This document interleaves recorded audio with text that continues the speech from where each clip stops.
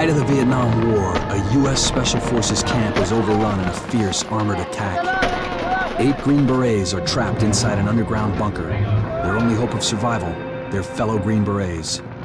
Outmanned and outgunned, a small band of commandos plot a daring rescue mission.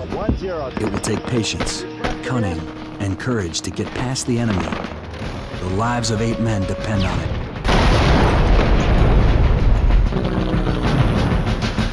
In an era of global violence, a new breed of warrior has emerged to counter the threat. Superbly trained, fearless, and equipped with massive firepower, these men are an elite few. Their teams are hand-picked, their operations covert, their missions deadly. From around the globe, these are the untold stories of the Special Forces.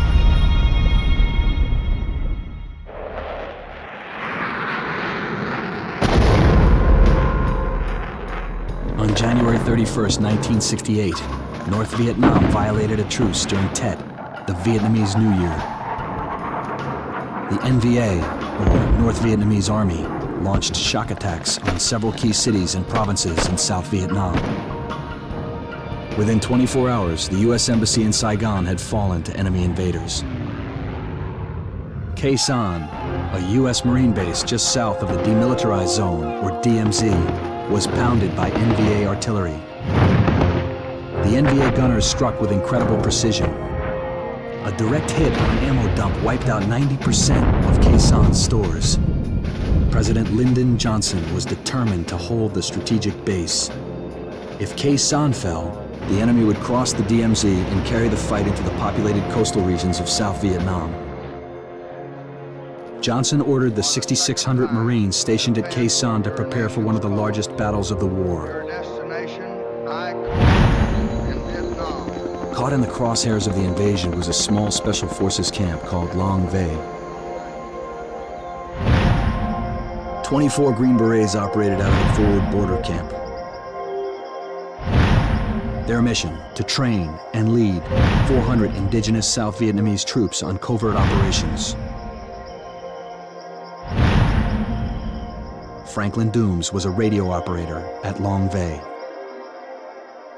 Well, we were primarily force multipliers. That means that we would take 12 men and train thousands, if need be, to conduct operations. The South Vietnamese troops who fought alongside the Green Berets were from the Civilian Irregular Defense Guard, or CIDG. For these local soldiers, the war was personal. They had to protect their homes and families from the NVA.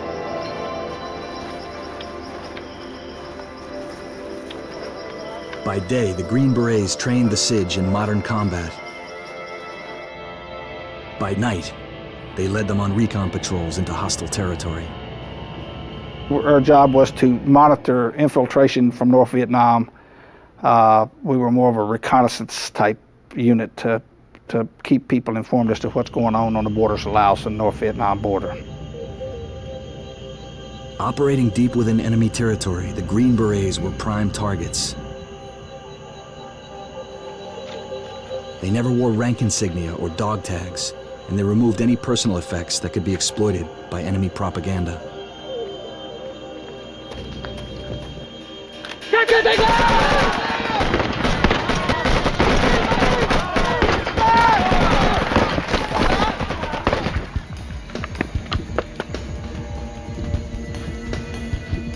The risk of death or capture was extremely high. The patrols were under constant attack. Sergeant Richard Allen was a combat medic stationed at Long Vay. Every day we'd send a patrol out, they would come in contact with the NVA. So it was every day. If you sent anybody in any given direction, there was an immediate response with the NVA. Long Vay's covert mission made it a priority for enemy troops. First Lieutenant Paul Longrear was stationed at Long Vay twice. He understood the strategic importance of the camp. It had a history of launching patrols into secret areas or classified areas, and It was a place that harassed the enemy, and they wanted to get rid of it. As the Tet invasion intensified, the NVA focused on Khe Sanh. But Long Vei's vulnerability became more apparent to Staff Sergeant Dennis Thompson as each day passed. If you looked at the situation map, there was Khe Sanh Combat Base, Hill 861, Hill 881 north and south, and Long Vay in blue, and everything around it was in red. All that's, you write up the enemy units in red. And if you looked at that map, there were just a few little blue spots in this sea of red. The situation was becoming critical. Khe Sanh Marine Combat Base was assigned to protect Long Vay in the event of an attack. But Khe Sanh was in trouble. 20,000 enemy troops were closing in on their perimeter.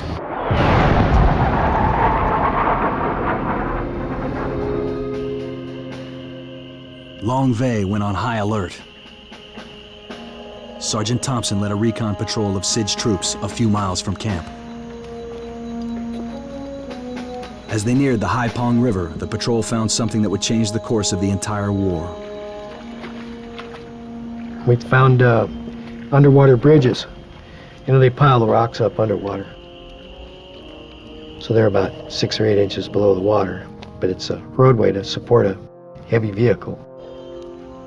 Thompson searched for tracks. He needed to know what kind of vehicles had been using the secret roadway. On the banks of the river, he found an infantryman's worst nightmare: the distinct imprint of tank tracks.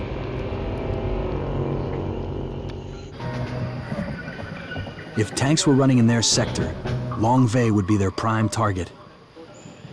They had nothing in their camp to defend against heavy armor. Sergeant Thompson returned to Long Vay at dawn to report his findings to the camp commander. He headed straight for the TOC, or Tactical Operations Center. The TOC was an underground bunker that housed the camp's headquarters.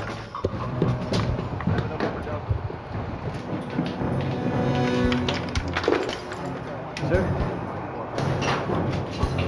Me and my boys just got back from recon. Covering this area right here.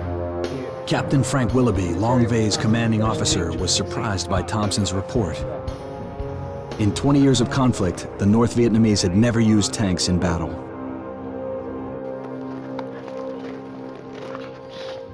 A battalion of Allied Laotians arrived at Old Long Vay, a smaller outpost at the bottom of the hill. This camp was run by Green Beret medics Sergeant First Class Eugene Ashley and Sergeant Richard Allen, who provided medical assistance to the troops.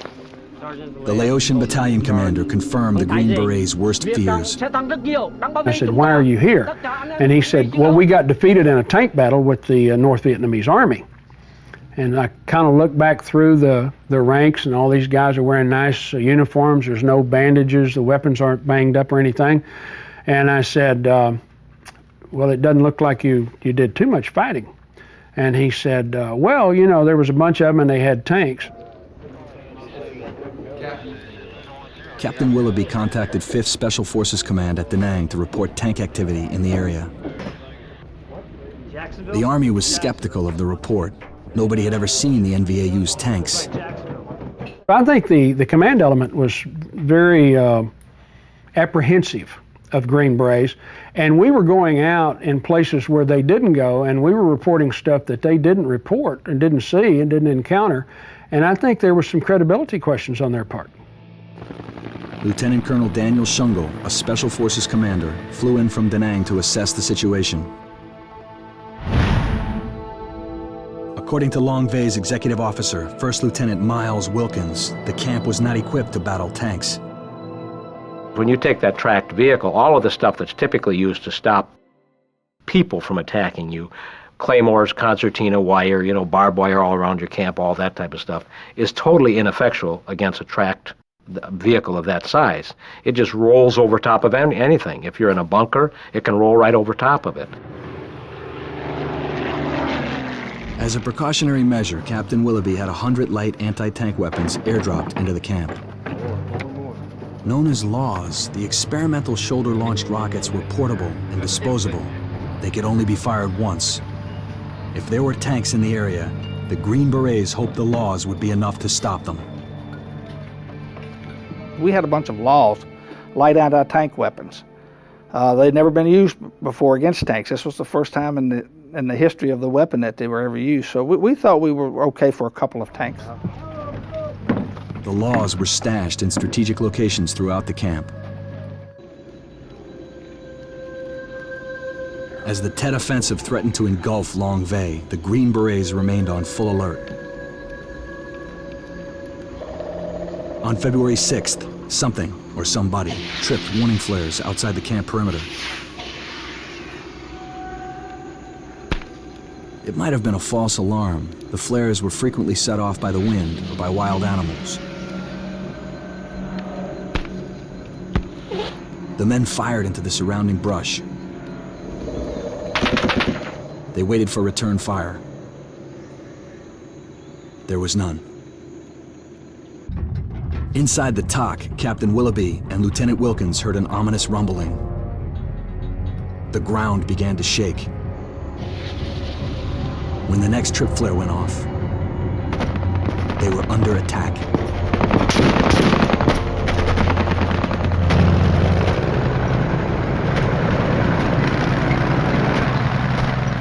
I didn't know exactly what was going on, but I knew that there were searchlights coming toward us, which is unusual. We've never seen searchlights come at us. The NVA attacked with surprising fury. The North Vietnamese, who usually relied on guerrilla tactics, now advanced behind Soviet-built tanks. Take the wire! I take the wire!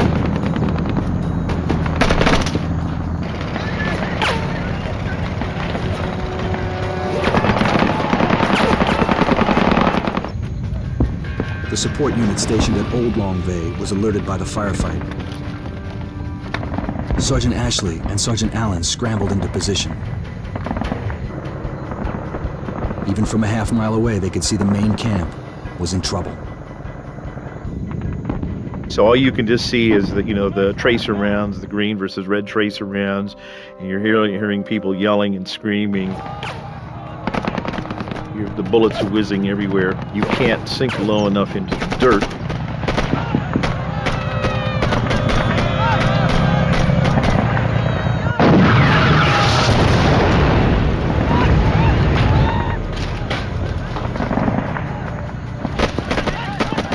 You just hear the cries of people being shot, and as they're crying out, and the explosions from the guns from the tanks.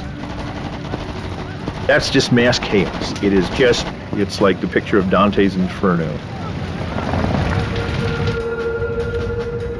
Inside the TOC, men armed themselves with the laws. Jacksonville. As the tanks stormed the camp, Lieutenant Paul Longrear tried to stop them with one of the shoulder-launched rockets. It misfired. Longrear feared the laws had been damaged when they were airdropped into camp. Get some fire out there! But these weapons were Long Vay's only hope of fending off the attack. After two misfires, the third law fired. You could actually see the tail of it go headed toward the tank, and it hit, boom! And instead of exploding and penetrating, went and shot straight up in the air. And that's when we looked at each other and said, uh-oh, something's wrong. And so that got the tank's attention because I hit near where the driver was. And so the tank stopped and went, started moving his main gun. And we said, hey, time to get out of this bunker. Let's get out of here!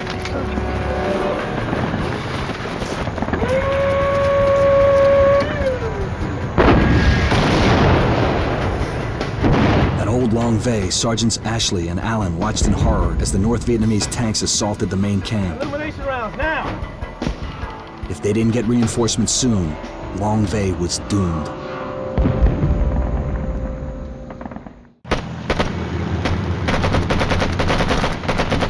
On February 6, 1968, enemy tanks attacked Long Vay Special Forces Camp on the northernmost border of South Vietnam.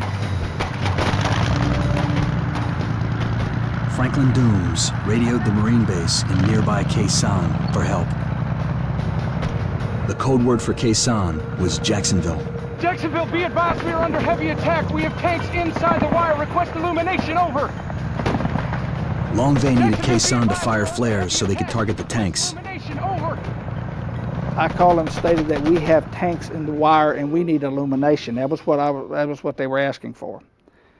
Goes dead. Khe Sanh didn't answer.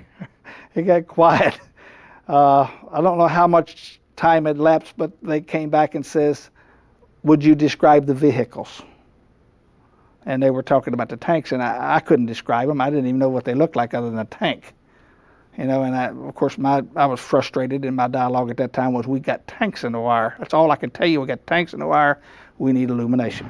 So we have tanks inside the wire. I repeat, tanks inside the wire, over. Out.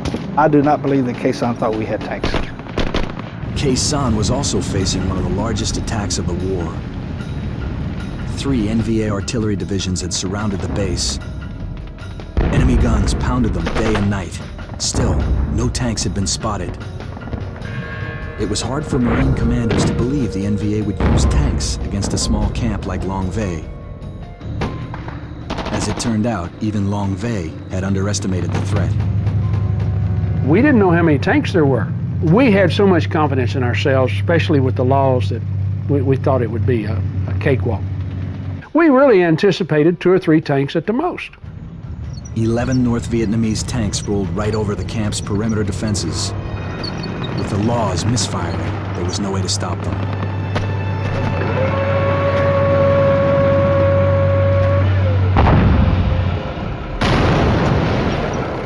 We never expected that many of them. But the tanks just overwhelmed us. They broke into the inner perimeter and they were firing back into our positions from behind. And we really didn't have anything to take them out with. NVA infantry soldiers overran positions throughout the camp. Green Berets were dying and being taken prisoner. Siege troops were slaughtered at alarming rates.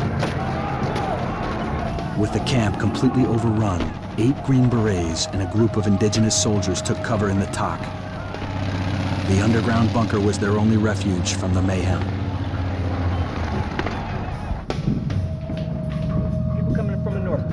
Inside the TOC, Captain Willoughby and his men tried to regroup. They're inside the gate as we speak, behind the line. They're right, see. Lieutenant Wilkins and Colonel Shungle took up defensive positions outside the bunker.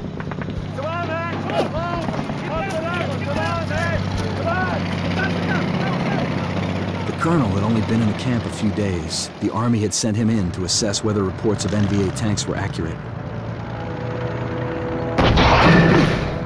Now, Shungle had all the evidence he needed.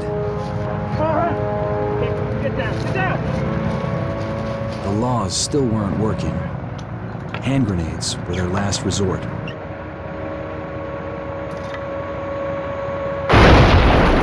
And I threw one and it landed right underneath the front track on the tank. It was close enough, it didn't do much damage, but it apparently irritated him. Shungle and Wilkins found themselves at the mercy of the NVA tank.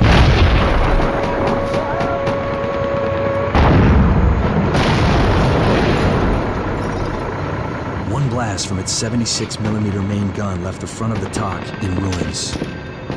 Shungle and Wilkins were hit. The NVA tank moved on, looking for new targets. The 2 officers emerged from the rubble, wounded but alive. 55-gallon drums filled with rocks had saved their lives. Smoke poured out of the TOC. Shungle and Wilkins believed the men inside must be dead. They searched for cover nearby before the next tank arrived.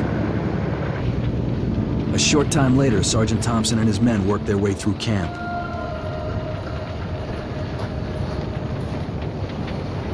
The entrance to the TOC had been destroyed. Oh, that was a mass grave. I saw that the minute I walked into it the first time. It was full of smoke, and I didn't want to be down there. Thompson believed the camp commanders were all dead. He and his men quickly moved on. 8 Green Berets and a group of Siege soldiers were now trapped inside the bunker. The The NVA returned, this time to finish off the TOC. They tried to crush it by rocking the heavy tank on the roof. If it broke through, there would be no hope for the men inside. The concrete and steel bunker was built to withstand artillery, but there was no way of knowing whether it would stand up to the enormous weight of a tank. The tank crushed the main radio antenna and knocked out communications. The men in the TOC were now cut off from the outside world. Without the radio, they would be unable to contact Khe Sanh or Old Long Vay. Once Thompson realized there were men alive in the TOC, he rallied his SIDS troops for a counterassault. There was a group of people at the old camp. There was a group of people underground trapped in this bunker, and the rest of us running around on the outside. So we had to pretty much do things on our own, you know, take the situation in hand. Thompson went after the tanks.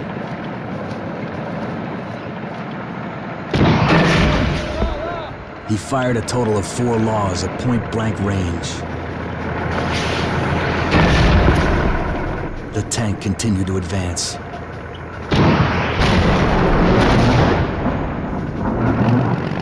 The 5th hit was too much for the tank to absorb. We'd see a problem and come together as a group and try to deal with it, you know. But we just didn't have the resources. Outmanned and outgunned, Thompson and his troops were forced to fall back and regroup.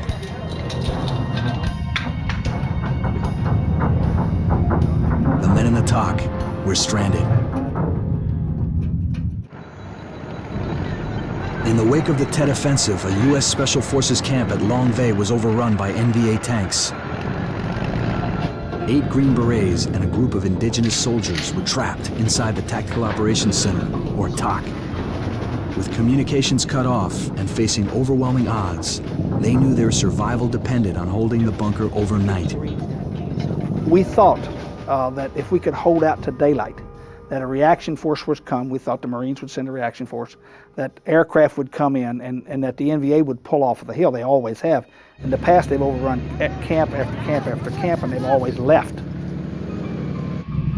In the meantime, the men in the TOC had to fend for themselves. You two up there, Marlin, hold down!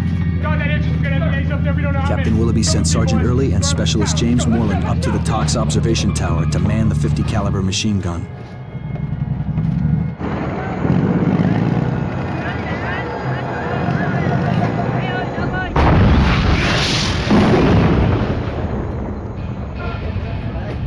Both Green Berets were badly wounded. Specialist Moreland sustained a serious head wound. Sergeant Early's legs were so mangled he couldn't walk. Medical supplies in the bunker were limited, and there was no way to get the wounded men out. Their only option was to hang on until daylight. My decision was that, okay, you know, the battle's over. We've gotten our rear ends kicked, and we'll stay here, and in the morning the enemy will have to leave because of our superior fire support, aircraft, air support, and we will hold the camp. That was basically all that was left to do. The Green Berets set up the machine gun and aimed it at the only entrance to the TOC. But the NVA had no intention of leaving them down there. Lieutenant Min, the NVA commander, ordered his men to throw thermite grenades into the damaged entrance of the bunker.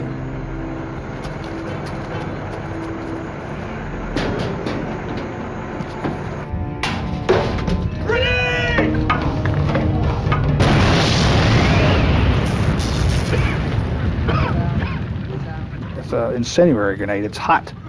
It's made to melt things. You can put it on an engine block and it'll burn right through the engine, drop out the bottom. As a fire raged inside the bunker, the Green Berets swung into crisis mode. They immediately began destroying classified documents and secret encryption gear. There was more at stake here than their own lives. If they'd have gotten the names of the agents that were supplying us information, it would have been a disaster. If they would have gotten information out of that talk, out of the safe, the people that they were paying for information, and the people that were working in villages and different places, they just go kill them. By the light of the fire, Lieutenant Longrear helped to tend the wounded. It didn't look good. Without medical supplies, all they could do was control the pain. Outside the bunker, Colonel Shungle and Lieutenant Wilkins found cover under the dispensary.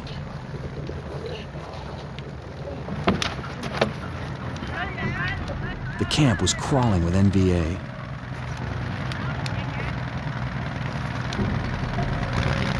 There was nothing they could do for the men in the top.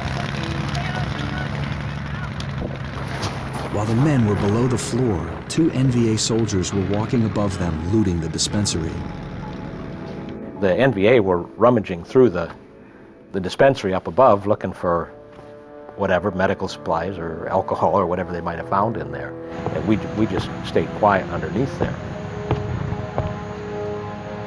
We could hear the NVA troops, walking around on the floor, which was probably only inches over our head. After what seemed like an eternity, the soldiers moved on. Underground, the bunker's concrete and steel construction prevented the fires from spreading. The Green Berets endured the smoke and the heat. When the thermite grenades didn't work, Lieutenant Min ordered his soldiers to throw in tear gas.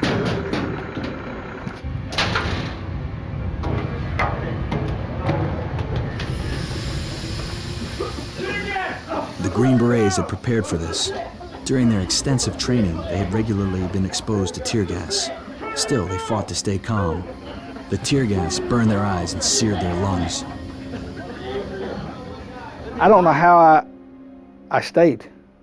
If you've ever been in the gas chamber, if you've ever been in the gas chamber where they use gas and they throw gas in there, you won't stay in there without a gas mask. You'll leave. It's what they use to disperse crowds, and that's in the open. We were in a bunker. For the SIDS troops, the tear gas was terrifying. They'd never been exposed to it before. The ones that didn't have gas masks, the rest of them had to put, their bandanas and lay down in the corner of the floor to breathe. And so then everything got real calm, and the North Vietnamese hollered down in there and said, if you don't surrender, we're going to blow the place up and kill everybody. The SIDS soldiers panicked. They walked out of the bunker and surrendered to the NVA. I'm not sure what went on upstairs. There was a lot of confusion. You could hear a lot of shooting and a lot of talking, a lot of screaming. The South Vietnamese troops were shot as they surrendered. Troop strength inside the TOC was now reduced to just 8 U.S. soldiers. One was badly wounded and barely conscious. Another couldn't walk. Still, they refused to give up. I really do not know how 8 people, all Americans, made a decision without anyone discussing it with anyone to stay in that bunker and die. But the decision was made without discussion that we were going to hang on, and we did. There would be no surrender.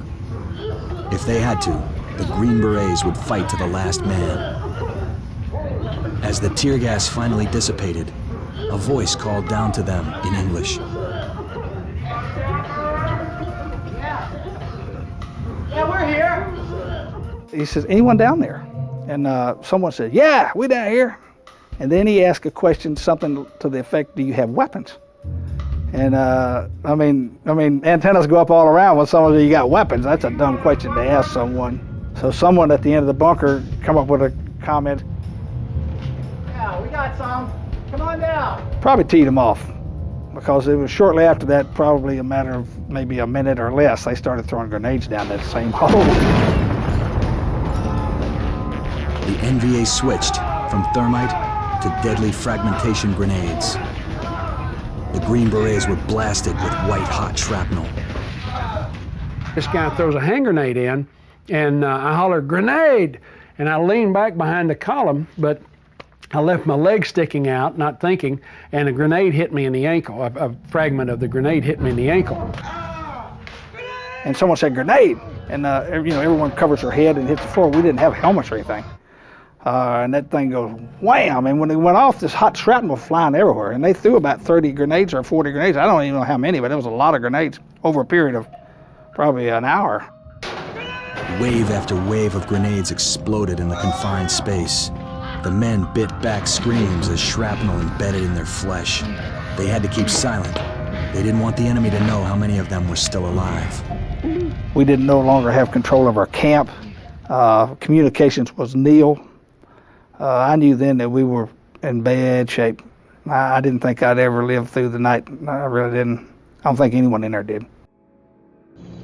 Under the dispensary, Lieutenant Wilkins and Colonel Shungle reinforced their position.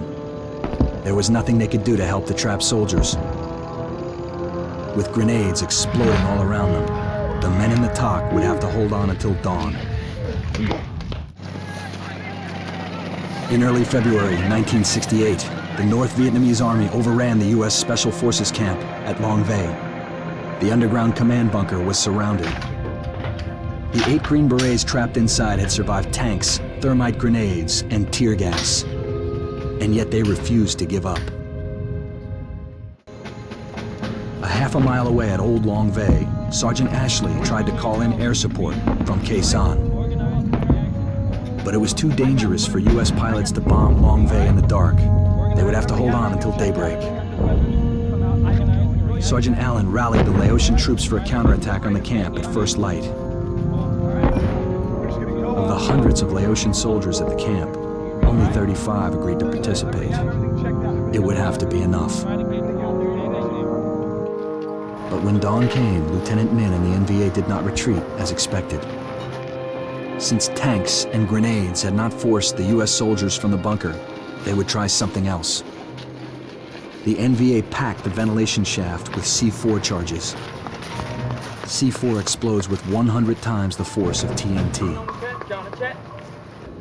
The men in the bunker could hear the NVA working above ground, but they had no idea what they were up to.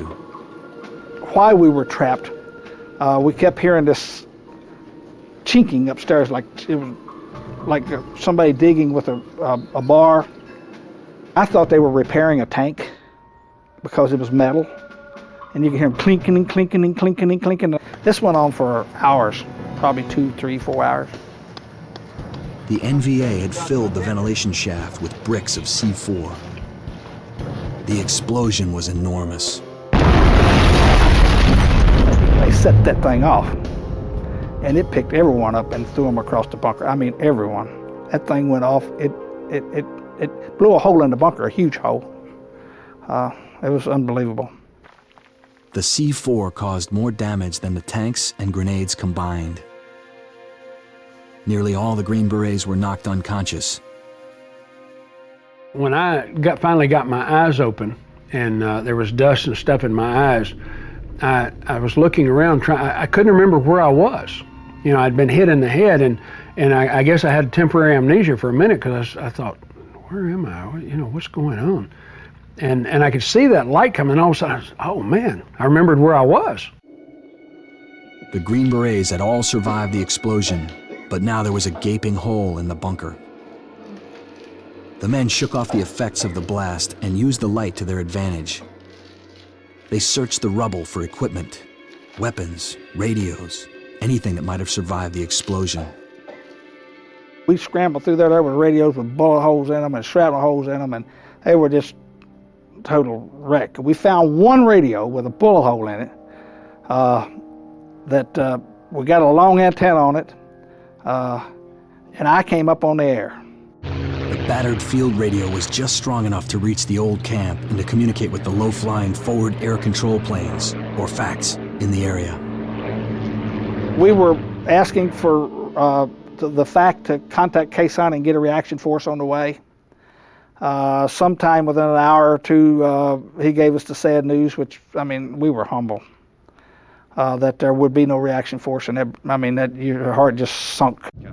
Heavy enemy anti-aircraft and artillery emplacements between Khe Sanh and Long Vay made a rescue attempt impossible. they've said it's a trap, that they're leaving you alive so that they will come to rescue you. And they said there's only 8 of you left alive, and it would kill more of them trying to come and get you. As men, they were devastated. But as Green Berets, they understood that Khe San's decision was a cold reality of war. The Marines were not coming. The NVA were not leaving. The men trapped in the bunker had but one hope left: their fellow Green Berets. At first light, Sergeant Ashley and Sergeant Allen deployed from the old camp with a unit of Laotian soldiers. Their radio reports gave hope to the doomed men trapped in the TOC. We got a call from Eugene Ashley, Special Forces Sergeant who was with the Laotians, and he said, "I'm trying to fight my way to you. Be prepared to come out," and because they're putting all their attention toward me. So that redirected all of our energies. And fortunately, Ashley drew the enemy away from us being their only target. Sergeant Ashley and Sergeant Allen led their men in a fierce firefight as they worked their way to the hill.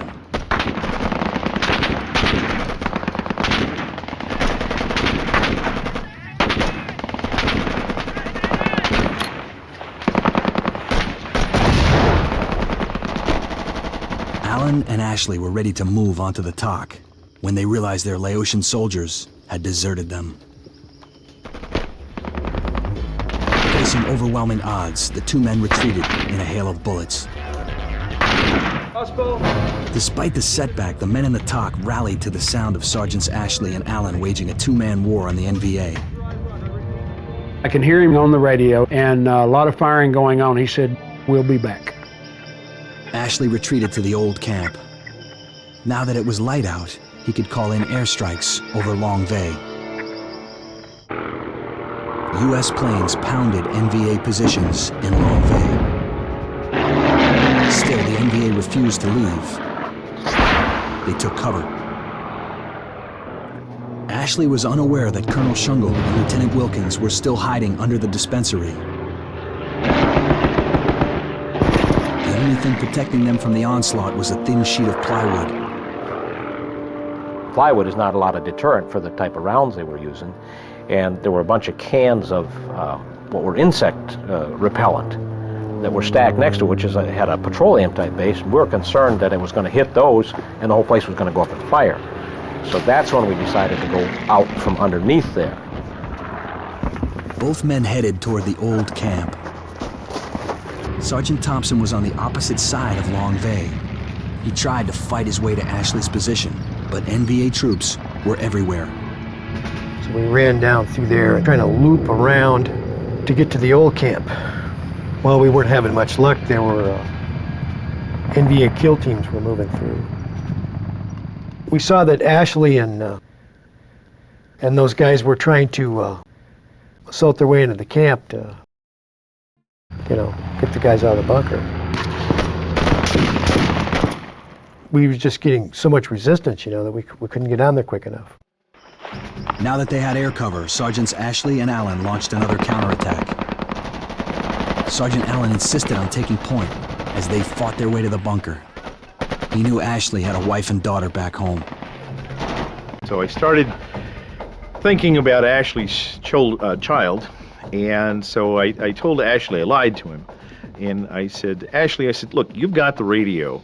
I said, so if I get hit, you can have me medevaced out of here. So I said, you stay behind me.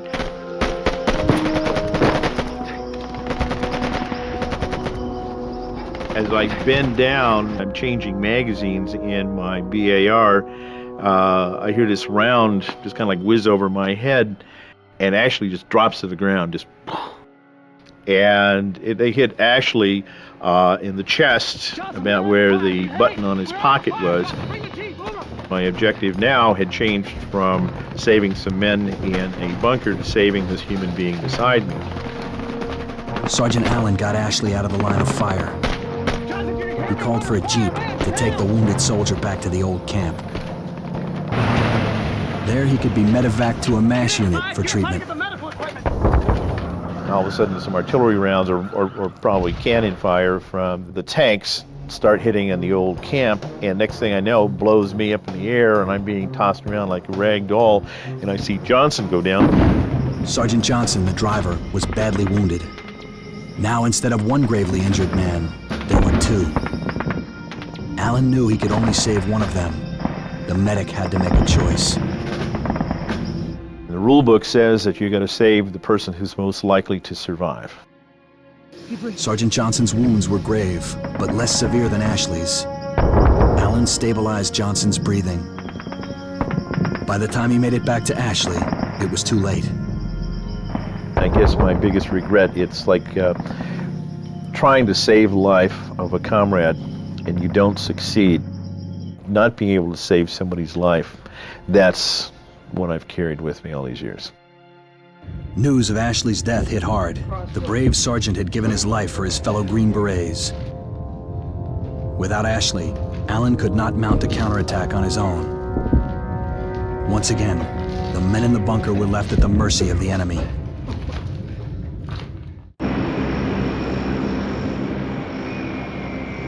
As the Tet Offensive raged on, a massive U.S. aerial bombardment led by B-52s and strike aircraft thwarted the NVA attack on Khe Sanh.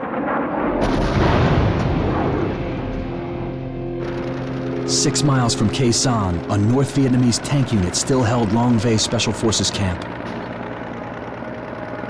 8 Green Berets had been trapped inside the camp's operations bunker for 14 hours. They were all wounded, some of them critically. General William Westmoreland arrived in Da Nang. The U.S. commander authorized air support for Long Vay and helicopters to evacuate the camp's American personnel.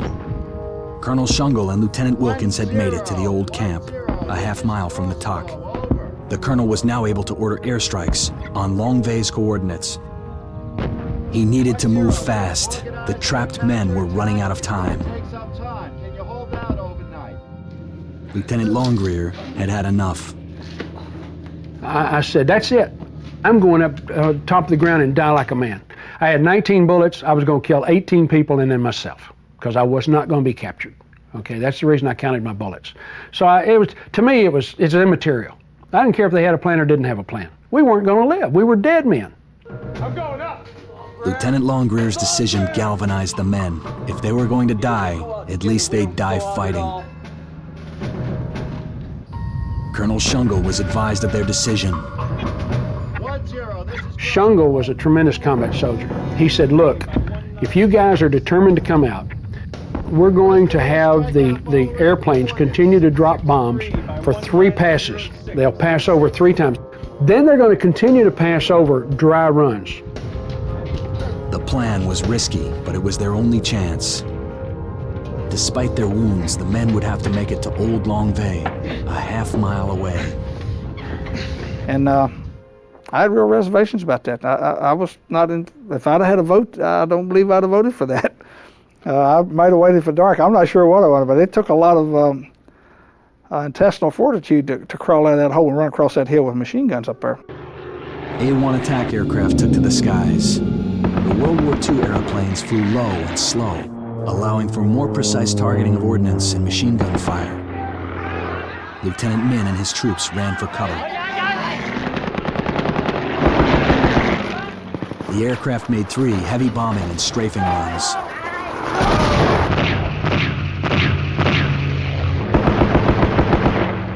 As predicted, the enemy was forced to take cover. The Green Berets inside the TOC prepared to evacuate. We're gonna make a run for it. Their chances of making it across the hill were slim. Soldiers who could still walk helped the wounded. They would be forced to leave Specialist Moreland behind.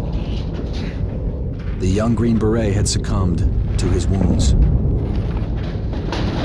The men could tell by the noise overhead that the attack aircraft were ready to make their first dry run. Then it was up and out. Lieutenant Longrear took the point. And I'm looking to see if there's any enemy soldier moving around out there. I don't see any, but then all of a sudden, for some reason, I become aware of this airplane. And these A-1Es are very slow and very low. I mean, they drop their ordnance in your spit can if you've got one. And I look up, just because of the noise, I looked right into the eyes of that pilot, and he leaned over and looked out his cockpit at me and smiled and dipped his wings. And he gave me a rejuvenation of I was no longer guaranteed a dead man. I now at least had a chance.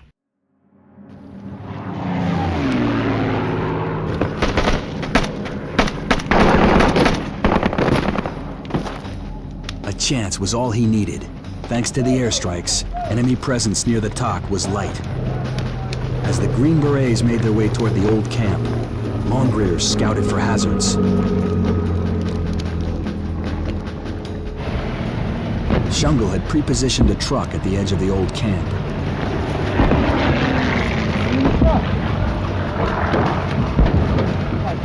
Get it. We're good. Go! The men rushed to choppers parked on the old camp's landing zone.